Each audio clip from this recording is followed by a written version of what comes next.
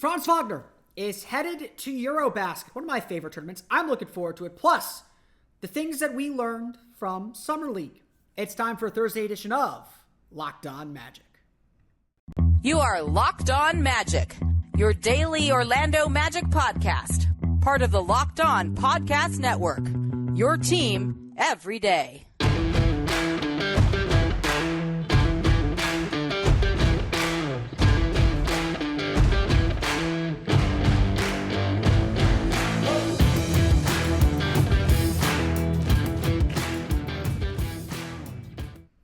And you are indeed Locked On Magic. Today is July 21st, 2022. My name is Philip Rossman. I'm the expert and site editor over at OrlandoMagicDaily.com. You can, of course, follow me on Twitter at PhilipRR_OMD.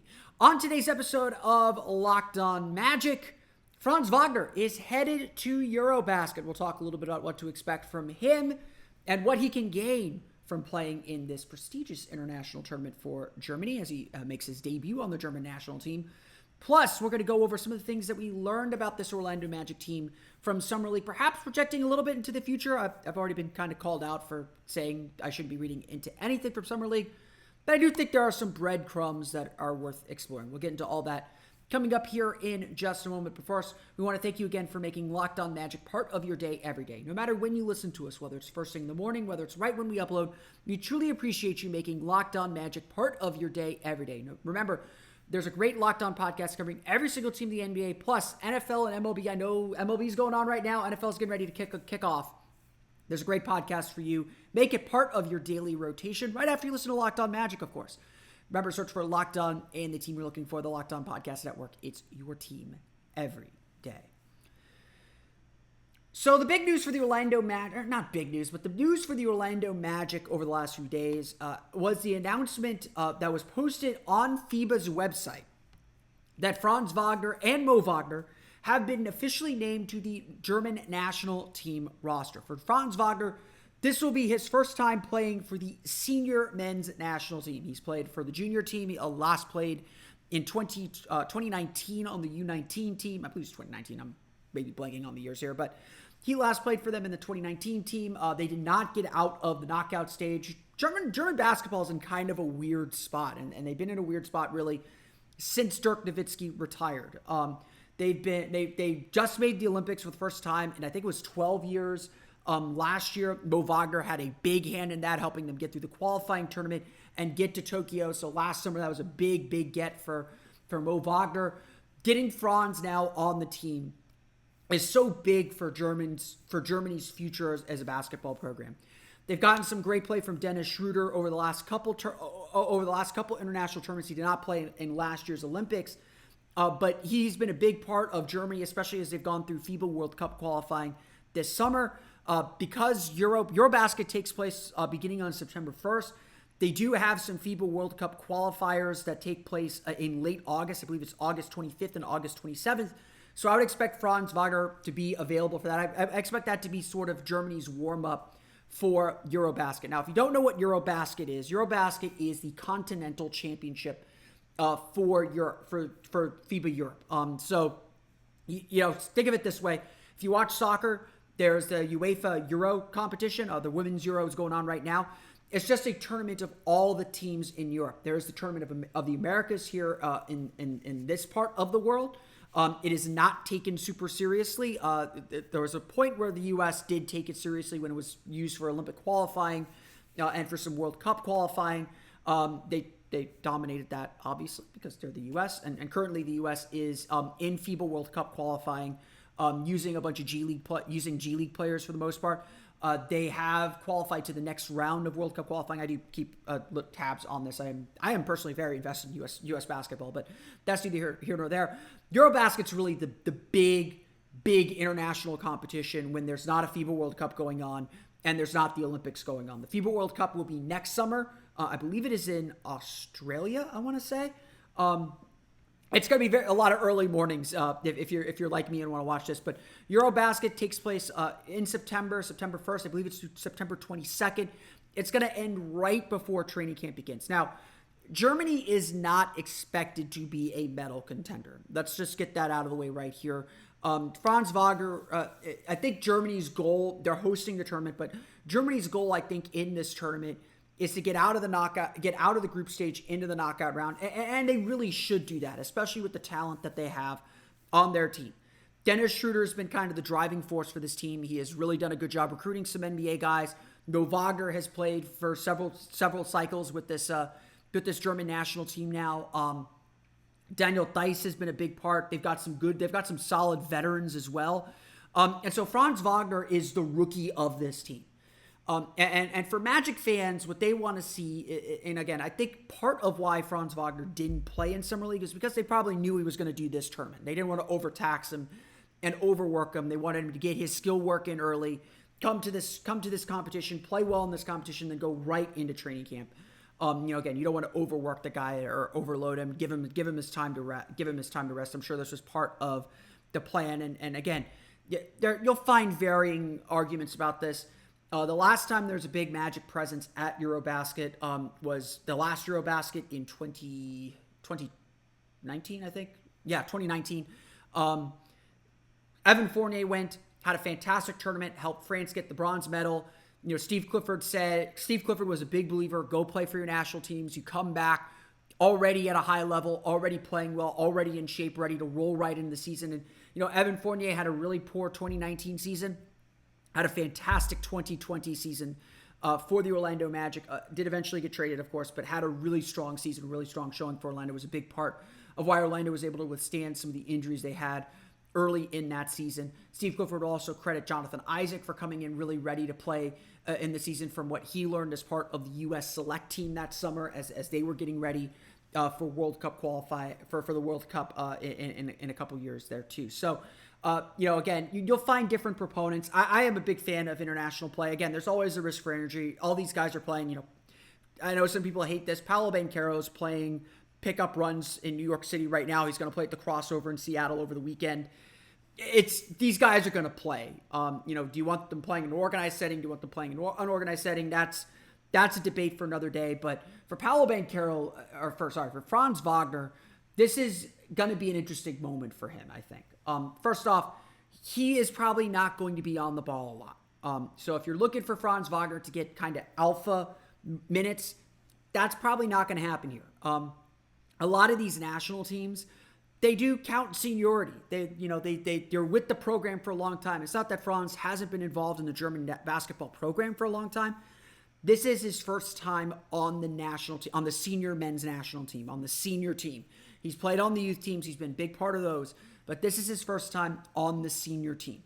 This is Dennis Schroeder's team. I know that sounds weird to say. This is going to be Dennis Schroeder's team. It wouldn't honestly surprise me if Mo Wagner scores more than Franz Wagner or gets more shot opportunities. That's just kind of the way these teams are conducted, and the coach is going to have to get used to playing Franz. But here's one thing we know about Franz, and really the big thing that I want to see from him in this tournament. We'll talk more about this as we get closer to the tournament in September and the end of August here. The one thing that I really want to see from Franz is, just reinforce all the things that made him so special last year. His ability to score without the ball in his hands. His ability to space the floor, his defense especially continued to improve. And you'll begin to see hints of the areas that he's taken a leap in his game. And again, if he plays well, it's going to be hard to keep him off the floor, and it's going to be hard not to do certain things. Now, obviously, there's going to be a short time and for this team to come together. So again, you're not going to see everything that we will see from Franz Wagner in the regular season. I mean, the way that France used Evan Fournier is very different than the way the Magic and the NBA use Evan Fournier. And people were like, well, why doesn't the NBA use Fournier that way if he's so effective? But again, we can kind of see why that's not how it works in the NBA. The FIBA game, very different than the NBA game. But this is a really exciting opportunity. I'm a big fan of guys going out and playing for their national teams. I think it's super beneficial. It gives us content during an otherwise dead part of the season. I'm not going to complain about that. But I think it's going to be really, really fun to watch this. And I'm really happy for Franz. I'm really excited for him. It's going to be a lot of fun, especially playing in his home country during such a big tournament. Eurobasket has in the past been aired on ESPN, so we will get to watch all these games. We will get to see them all. And I'm really excited to get to see them too. So we will get a good look at those in the coming months. That's going to do it for that part of this. we want to go back and focus on Summer League. What are kind of the long-term things that we may have learned or the hints that we may have found in Summer League? We're going to get to those coming up in just a moment. But first, a quick word from our pals at Built Bar. From the people who invented healthy and tasty protein bars comes the latest gift to your taste buds. You probably tried the amazing Coconut Brownie Chunk Built Bar, but guess what? Your friends at Built have given Coconut Brownie Chunk the Puffs treatment. That's right, the Coconut Brownie Chunk Built Bar flavor you love in a deliciously chewy marshmallow covered in 100% real chocolate. It's like a fluffy cloud of coconut brownie goodness. Stop drooling and listen, though. They are good for you. They're low calorie, low sugar, high protein, and completely delicious.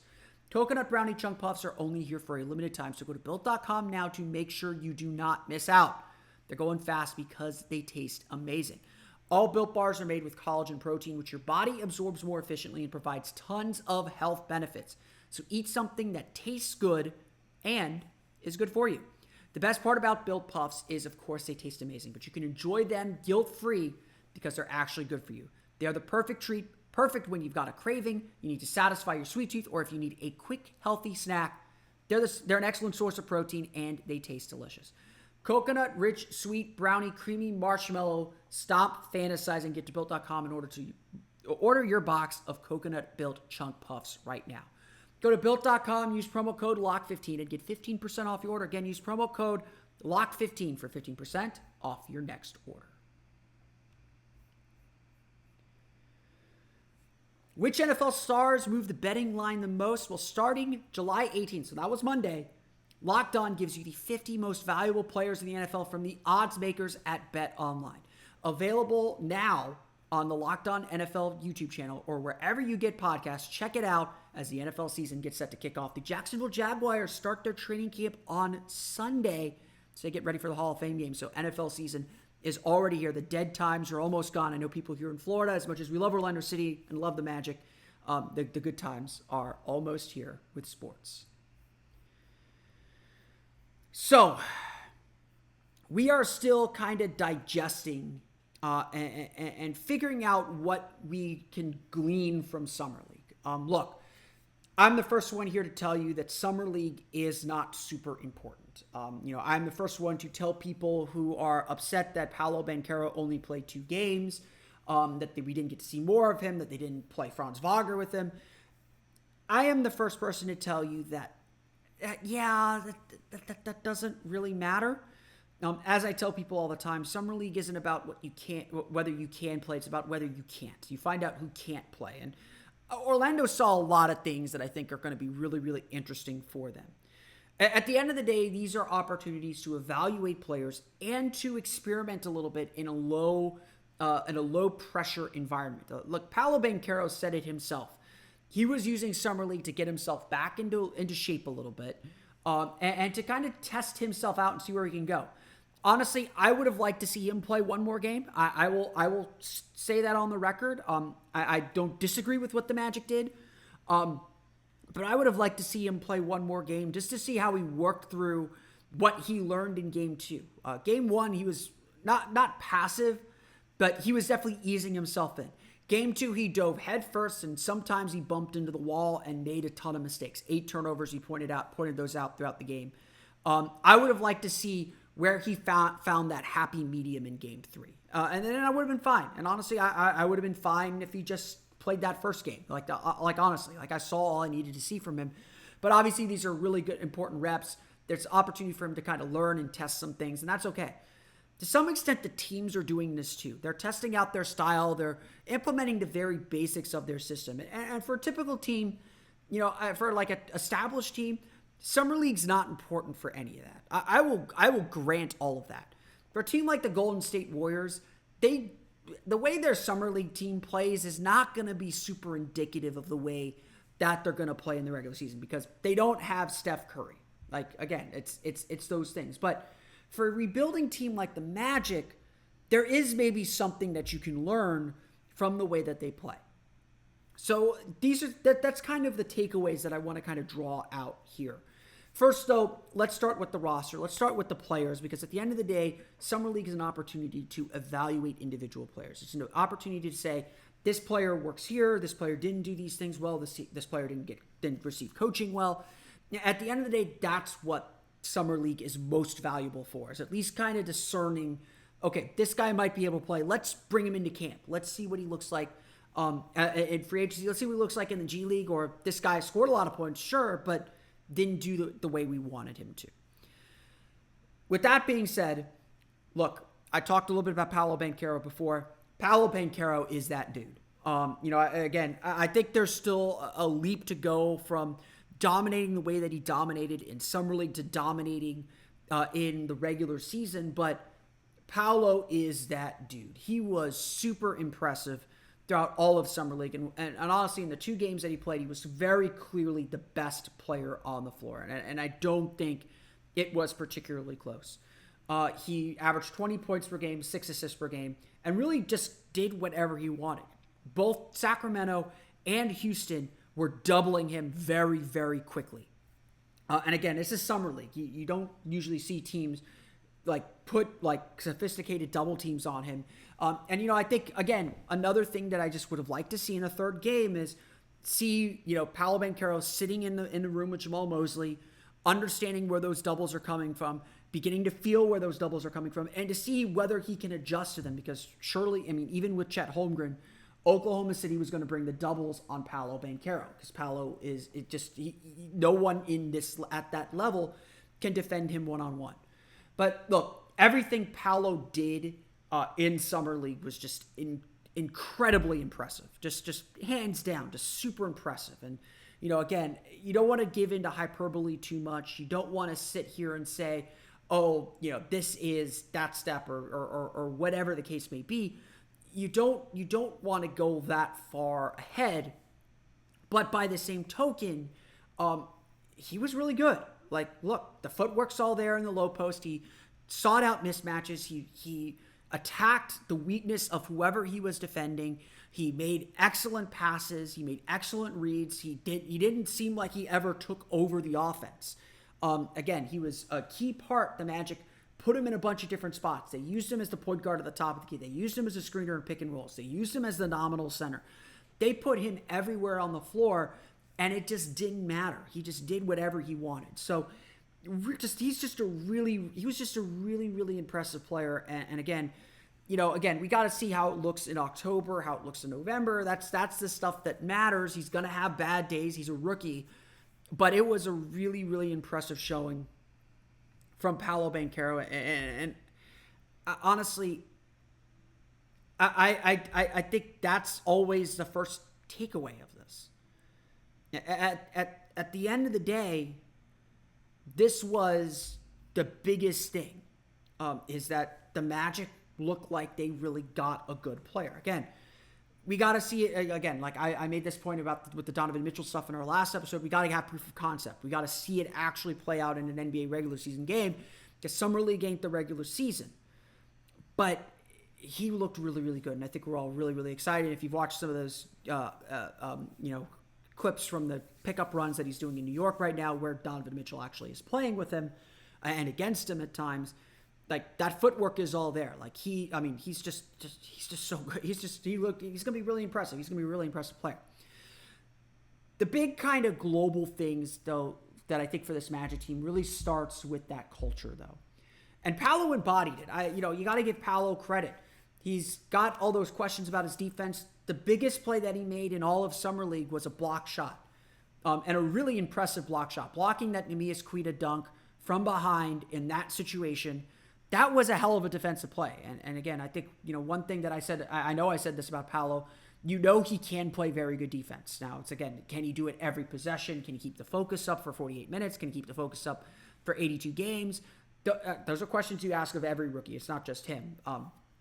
But he is very capable of making big defensive plays. And this kind of selfless attitude that he showed and that everyone on this Magic roster showed, to me, that really speaks to the way that this culture has been ingrained. I give a ton of credit to Jesse Mermis, the Orlando Magic Summer League head coach. I give a ton of credit to Jamal Mosley. Obviously, he's the head coach of the team. They have created a culture and an atmosphere that pushes guys to play hard. And not only pushes guys to play hard, guys want to play hard. Look, I will get into this in our next segment here, that the way the Magic were playing was not the way that their personnel was built.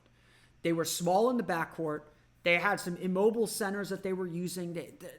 They were trying some very, very specific things that were honestly doomed to fail. It was not going to deliver on-court results. Again, that's not what Summer League's about. The Summer League is not about on-court results necessarily. It's about kind of figuring and testing things out. But this team played hard. They were scrappy. They executed what they were asked to execute. Again, there were some shortcomings there for sure, and some disorganization for sure, and things that you hope will carry over, especially the transition defense where they were a bit disorganized sometimes.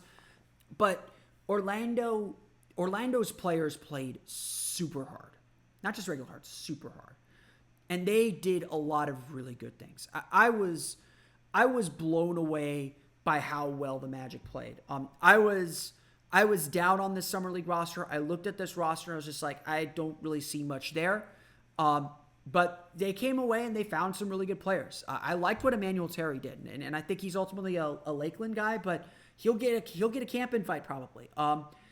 Tommy Cuse put himself in the running to maybe get a two-way contract. Certainly a Lakeland job. He played fantastic. He was feisty defensively. Just mixed things up. Was really good. There were just guys. Justin James. Not Justin James. Played really, really well. They're guys, and they're not going to be roster guys. Let's be fair. There are questions about the back end of the roster that Summer League leaves, and we'll get to those when we get closer to training camp. But they're not roster guys. They're fighting for a spot in Lakeland, but they embraced everything that this Magic team is about. And to me, that is a credit to the coaching staff and the culture that they're building. But at the end of the day, this is still about trying to figure out how the Magic are going to play. And again, I don't think the Summer League team is fully indicative of how the Orlando Magic are actually going to play basketball. I think that the Magic were trying out some things. I think they were keeping things super basic. They obviously only had a week with these guys before they started playing games. And again, it's a short training camp. It's not a lot of time. They're focused on a bunch of different things. I think that there are still a lot of finer points to get down about the way the Magic want to run their offense and their defense. But the Magic, are at a stage where every opportunity that they're on the floor, they have to be working on something. They have to be improving on something. They have to be kind of setting themselves up for success. And like I said, I think I said this throughout the course of the year last year, the Magic weren't ever really playing their roster. They're playing the roster they want to have. They're building the kind of foundations for who they want to be. And that was still at work here. I think one of the things that we saw, one of the things that I noticed was Orlando was switching 1 through 5. That's a style of defense that the Boston Celtics and Miami Heat used heavily. They were your 2 Eastern Conference finalists. Boston had the top defense in the league last year by defensive rating. They were tough out in the finals, even with Golden State, and Golden State figured them out a little bit. And you saw some of the shortcomings of that style of defense, but Orlando was absolutely testing their ability to switch 1 through 5 and whether this is a style that works and what they would need to do to execute this kind of defense. They switched everything. And again, this is in vogue in the NBA right now as a way to combat three-point shooting, but they switched everything. And obviously having Paolo Banchero, he's a guy that can defend anywhere on the floor. He's got the versatility to do that. Emmanuel Terry, I thought, was a really interesting center spot, but when they had Jeremiah Tillman out there, they were still switching. Jeremiah Tillman cannot guard in space. We saw Admiral Schofield as the backline help, as the four, as the weak side forward. He was doing his best to protect the paint, but he is not Jonathan Isaac. He is not Mo Bamba. He is not Wendell Carter. So again, with the Summer League team, the results aren't the important thing. It's the how. It's how the Magic were trying to execute things and how the Magic were trying to do things.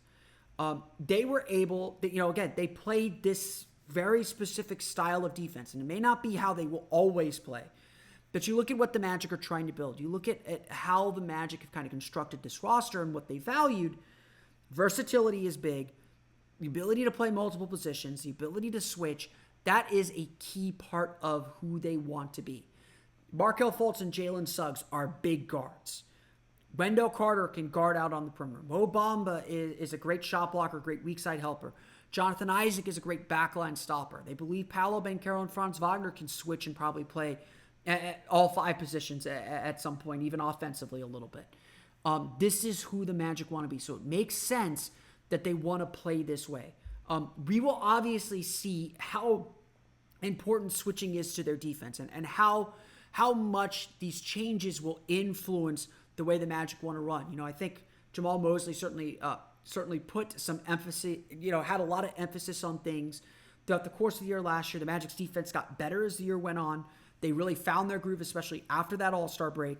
Again, a little bit of health probably helped there too, but they found their groove defensively. They did a lot of really good things. The only place where they really struggled was maybe getting back in transition, which they again struggled with here in Summer League, but Orlando's going to be focused on their defense, and they are certainly very capable of playing defense at a high level, and this is going to be part of who they are.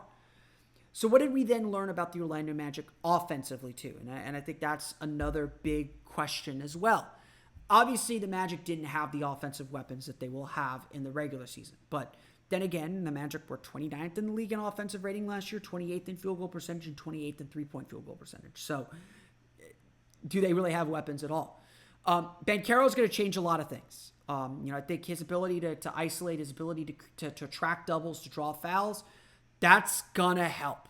One area where Orlando has struggled over the last decade is the ability to draw fouls. Paolo Banchero going to the foul line 15 times in a game. And yes, it's Summer League. There's a lot of fouls usually in Summer League anyway. He's someone that's going to be able to draw contact and be able to get to the line. And that's going to add points. Just flat out, that's going to add points. That's going to make this Magic offense a whole lot more efficient. That's been a big piece missing. If he can draw 2 to him on those drives, that's going to lead to kick-out opportunities. That's going to lead to three-pointers. This Magic team is not afraid to shoot. They finished 11th in the league last year in three-point field goal attempts. In Summer League, they were 3rd or 4th in three-point attempts per game. Now, a lot of that came on the back end. With Paolo Banchero out, Orlando lost their... with Paolo Banchero and RJ Hampton out, Orlando lost their guy who can get to the paint. So, I do bring up that the Magic are not going to be afraid to shoot threes. Three-pointers are an important part of modern offenses. Orlando is not going to hide from that just because they're not a great three-point shooting team today. They're not hiding from that. But I wouldn't take what they did in Summer League as a sign that they're just going to jack up threes like crazy. They're going to shoot 35 to 40 threes per game. They're probably going to settle in that 33 to 36, maybe a little bit more than 35 three-point attempts per game. They're not going to be afraid to shoot, but it's not going to be who they are. In the 2 games that Banchero played, I think they were under 33-point attempts per game. So losing Banchero forced them to be more of a drive and kick team rather than a get-to-the-line team. And again, in those last 3 games, they lived and died on their three-point shooting. When their three-pointers didn't fall, they got blown out. When their three-pointers fell, they were able to be competitive. Again, it's a simple league sometimes, just make shots. It's a make-or-miss league. But again, I think that what we saw is an evolution in Orlando. Orlando is going to be willing to shoot threes. Orlando is going to make three-point shooting part of their offense, even if they don't have great three-point shooters. And it's going to be the task of the Magic to figure out how to collapse a defense and get open threes. Orlando has willing passers. That's a great place to start. Franz, Markelle, Jalen, Wendell, Paolo, all those guys are willing passers. So it's just going to be about making the right reads. And again, these are young guys. They're going to make some mistakes. They're going to maybe force some things. They're going to give into some bad habits, some youthful habits at times. But they're not going to be afraid to shoot. And it's just going to be an offense that I think is going to be about driving kicks, is going to be about kind of cycling through and getting the ball moving somehow, touching the paint and getting the ball moving. That was where the Magic really struggled in those last 3 last Summer League games. It was where they were really successful with both RJ Hampton and Paolo Banchero. I'll give RJ some love on that. They were able to do really well on those kickouts and get good opportunities. That's what this offense is going to be about. But again, we don't know the full extent of it because Markelle Fultz isn't playing. Paolo Banchero is not going to get a lot easier shots when Markelle Fultz is passing him the ball. Wendell Carter is not out there setting screens. Life's going to be a lot easier when that happens. Again, there are hints of what this could be, but it's not the full, complete picture yet. Again, take what you will from Summer League. I don't want to harp on it too much. Again, it just happened. We're kind of digesting it a little bit. It is a hint. It is not the full picture. That's the most important thing. But it did leave some clues for who this Magic team is going to be. And again, we will see in October what they ultimately look like. And again, just some things to think about, keep an eye on, and consider as we get ready for training camp here in the next couple of weeks. And obviously, we're going to be in a little bit of a dead period right now until Eurobasket starts with basketball. The schedule will come out eventually in August. Again, the NBA will kind of throw their hands up and say, well, if you're not trading Kevin Durant, we're going to put you on TV 25 times. That's what we're waiting for at this point. That's kind of the next big thing on the calendar. And before you know it, it'll be training camp time at the end of September. But that's going to do it for me today. I want to thank you all again for listening to today's episode of Locked On Magic. Of course, find me on Twitter at PhilipRR_MD. Follow the podcast wherever you download podcasts on Apple Podcasts, Stitcher, TuneIn, Himalaya, Google Play, Spotify, Odyssey, and wherever else you find podcasts that you can download to your podcast-enabled listening device. For the latest on the Orlando Magic, including a look at the Orlando Magic small forward group, check out OrlandoMagicDaily.com. You can follow us on Twitter there at OMagicDaily. That's going to do it for me today, though. I want to thank you all again for listening to today's episode of Locked On Magic. Now that you're done listening to us, be sure to check out the Locked On NBA podcast covering what's going on around the NBA as we get into the off season. But that's going to do it for me today. I want to thank you all again for listening to today's episode of Locked On Magic. For Orlando Magic Daily and Locked On Magic, this has been Philip Rossman-Reich. We'll see you all again next time for another episode of Locked On Magic.